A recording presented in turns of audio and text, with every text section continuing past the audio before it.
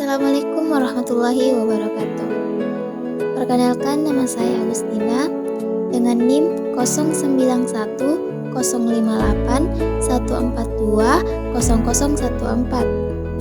Nah, dalam kesempatan ini saya akan membawakan sebuah materi yang berjudul tentang sistem informasi, organisasi, manajemen, dan strategi.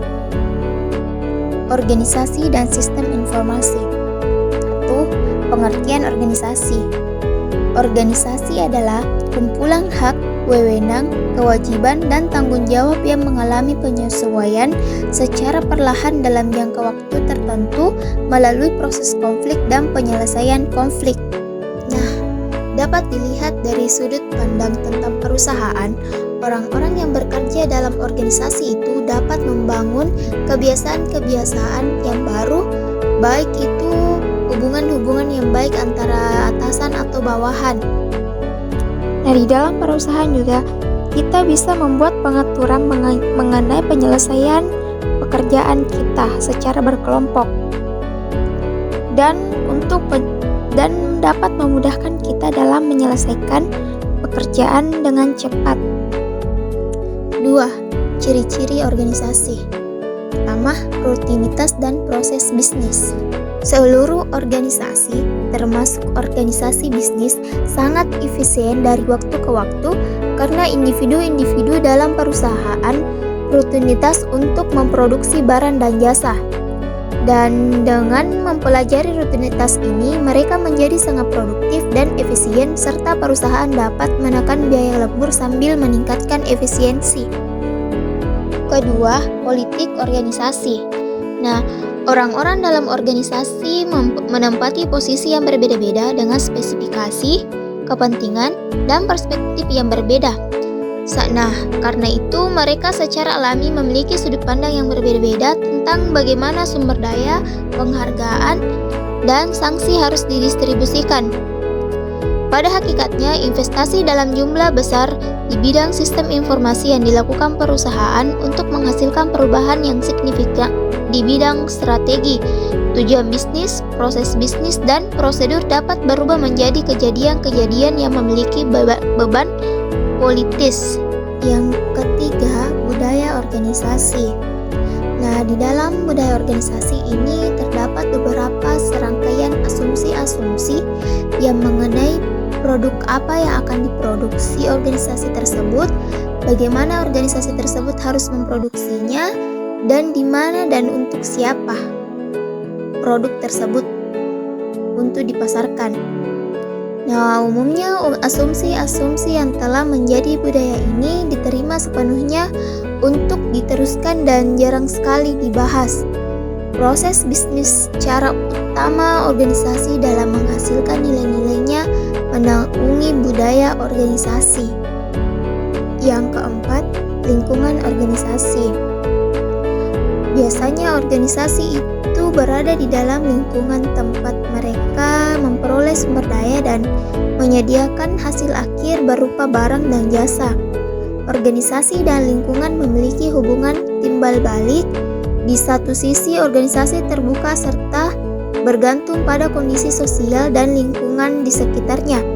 Di sisi lain, organisasi dapat mempengaruhi lingkungannya. Sebagai contoh, organisasi bisnis membentuk kerjasama dengan organisasi bisnis lainnya untuk mempengaruhi proses politik. Mereka melakukan iklan untuk mempengaruhi pelanggan agar menerima produknya.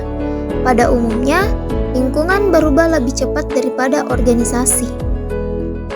Yang kelima, teknologi yang mengganggu. Nah, teknologi yang mengganggu ini seperti produk pengganti yang memiliki kerja lebih baik atau kadang jauh lebih baik daripada produk yang pernah dihasilkan sebelumnya. Dalam kasus lain, teknologi yang mengganggu ini semakin meluas di pasaran. Biasanya karena berfungsi lebih baik dan memiliki harga yang lebih murah ketimbang produk sebelumnya.